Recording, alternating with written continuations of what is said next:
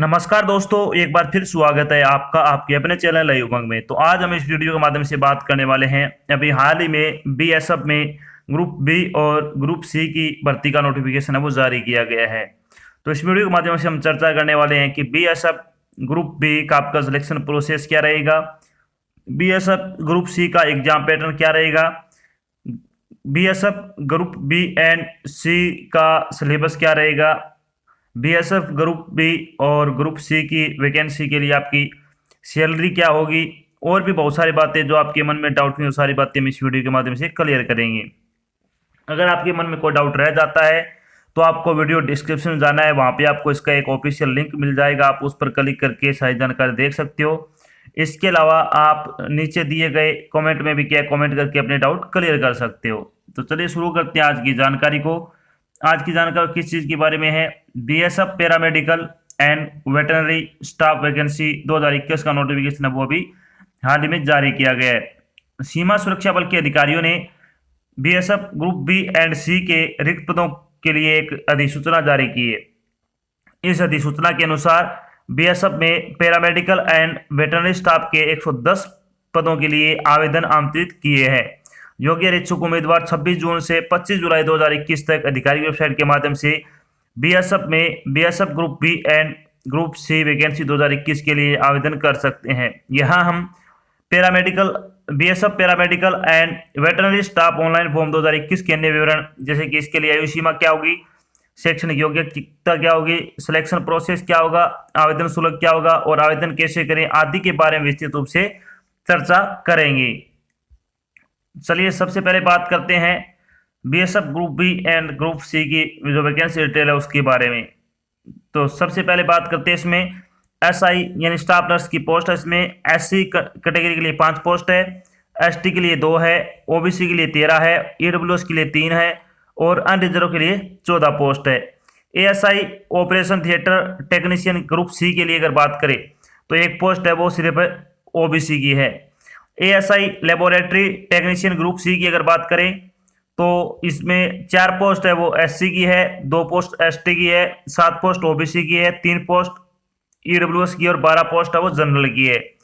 बात करते हैं सिटी, जिसमें वार्ड बॉय और वार्ड गर्ल या फिर आया ग्रुप सी की भर्ती है। एसटी के लिए 2 पोस्ट है, ओबीसी के लिए 5 है और जनरल के लिए 2 पोस्ट है। इसमें एचसी वेटरनरी ग्रुप सी की अगर बात करें तो इसमें 2 पोस्ट एससी की है, 2 पोस्ट एसटी की है, 4 पोस्ट ओबीसी की है, 2 पोस्ट ईडब्ल्यूएस की और 9 पोस्ट है वो जनरल की है। कांस्टेबल कैनलमैन की अगर बात करें ग्रुप सी में तो 3 पोस्ट है वो SC, 3 post ST, 1 post OBC, 1 post EWS और 9 पोस्ट है वो आपकी जनरल की है। तो इस तरह से अगर टोटल वैकेंसी की बात करें तो 14 पोस्ट है वो एसटी के लिए है, सॉरी एससी के लिए है, 11 पोस्ट एसटी के लिए, 31 पोस्ट है वो एससी के लिए, 9 पोस्ट है वो 31 पोस्ट ओबीसी के लिए, 9 पोस्ट ईडब्ल्यूएस के लिए और 46 पोस्ट है वो जनरल कैटेगरी के लिए है। चलिए बात करते हैं एलिजिबिलिटी क्राइटेरिया के बारे में। अगर बात करें तो ऐसा स्टाफ नर्स की भर्ती के बारे में अगर बात करें तो उम्मीदवार को 10+2 या समकक्ष होना चाहिए। साथ में जनरल नर्सिंग प्रोग्राम में डिग्री या डिप्लोमा पूरा किया होना चाहिए, जो कि केंद्रीय या राज्य नर्सिंग परिषद के साथ जनरल नर्स और मिडवाइफ के रूप में पंजीकरण हो। यानी आपको 12वीं पास होना चाहिए और आपके पास क्या नर्सिंग प्रोग्राम में क्या डिग्री या फिर डिप्लोमा होना चाहिए।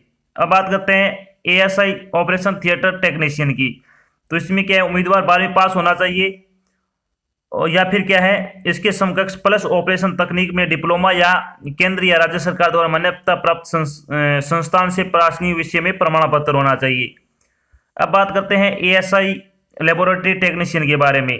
तो उम्मीदवार को किसी मान्यता प्राप्त बोर्ड या संस्थान से विज्ञान या इसके समकक्ष 10+2 होना चाहिए। केंद्र या राज्य सरकार के लिए किसी मान्यता प्राप्त संस्थान से चिकित्सा प्रयोगशाला प्रौद्योगिकी में डिप्लोमा होना चाहिए।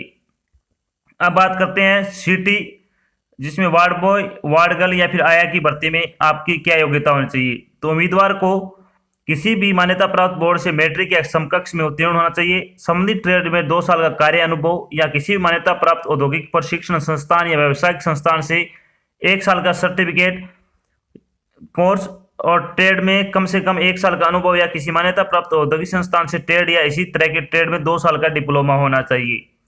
बात करते हैं HC पशु चिकित्सा के लिए, तो इसमें उम्मीदवार को किसी मान्यता प्राप्त बोर्ड से 12वीं कक्षा पास होना चाहिए एवं किसी मान्यता प्राप्त बोर्ड से पशु चिकित्सा स्टॉक सहायक में न्यूनतम 1 वर्ष का पाठ्यक्रम और बाद में कम से कम 1 वर्ष का अनुभव होना चाहिए।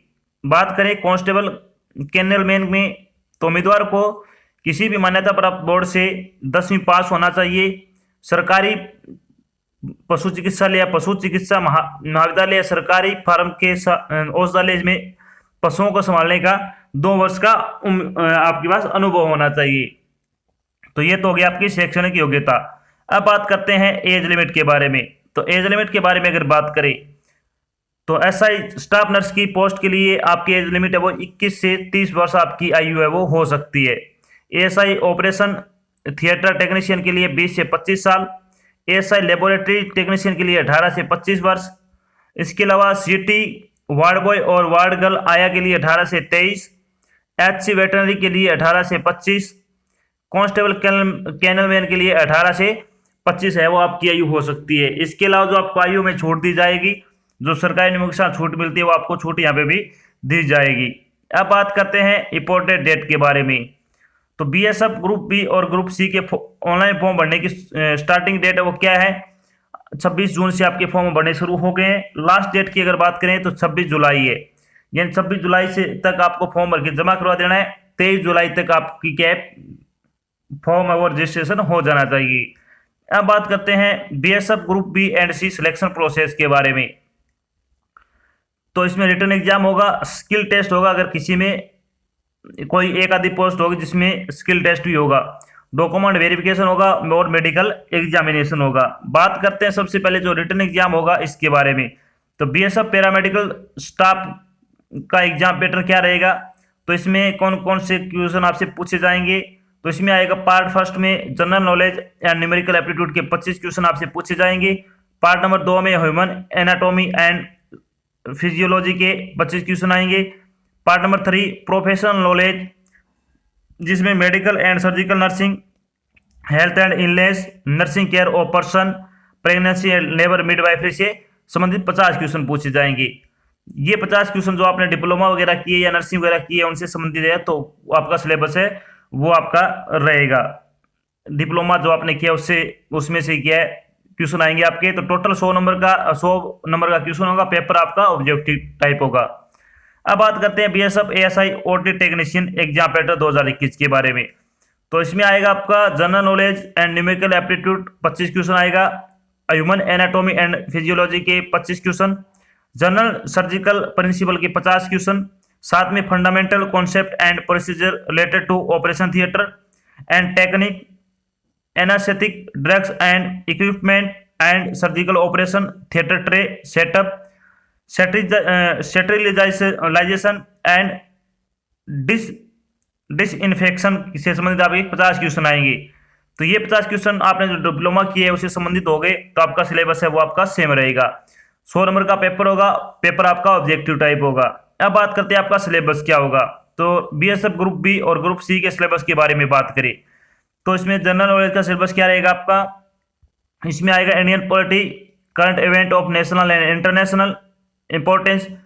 इसके अलावा disaster management, geography of Kerala, science and technology, Indian economy, history of Kerala, modern history, onward India. ये हिस्ट्री ऑफ इंडिया आएगा, यहाँ पे जियोग्राफी ऑफ इंडिया आएगा, केरला नहीं है। Geography of India, socio economic development. इसके अलावा Indian culture, teaching of Mahatma Gandhi आदि से संबंधित क्या आपसे क्वेश्चन आएंगे। इसके बाद न्यूमेरिकल एप्टीट्यूड से संबंधित क्वेश्चन की अगर बात करें तो simplification, number system, time and distance, percentage, average, mixture and alligation, ratio and proportion, profit and loss, time and work. इसके अलावा problem on age, decimal and fraction, simple and compound interest, HCF and LCM, DI से संबंधित आपके question आएंगे। जो बाकी का आपका सिलेबस है, जो और पोस्ट है, उनका आपको वीडियो डिस्क्रिप्शन नोटिफिकेशन दिया हुआ, आप उस पर क्लिक करके वो डाउनलोड कर सकते हो, वहां से देख सकते हो। अगर आप बेस्ट बुक जानना चाहते हो इसके लिए तो आपको वीडियो डिस्क्रिप्शन इसका लिंक मिल जाएगा, आप वहां से सीधा इसको परचेज कर सकते हो। अब बात करते हैं BSF group B and group C की सैलरी के बारे में।